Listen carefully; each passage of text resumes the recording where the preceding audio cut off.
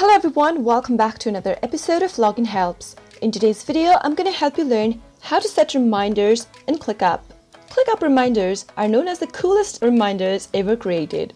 You can create text reminders, add attachments, schedule the reminder, and customize your notification for the reminder. If you want to learn how to set reminders in ClickUp, keep watching the video till the end without skipping, and don't forget to subscribe to our channel by hitting the subscribe button.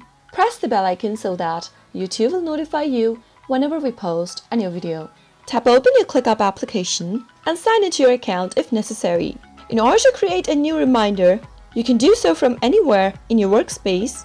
Simply tap on this rainbow button over here at the bottom of the screen. Once you do that, you'll be able to see an expanded menu.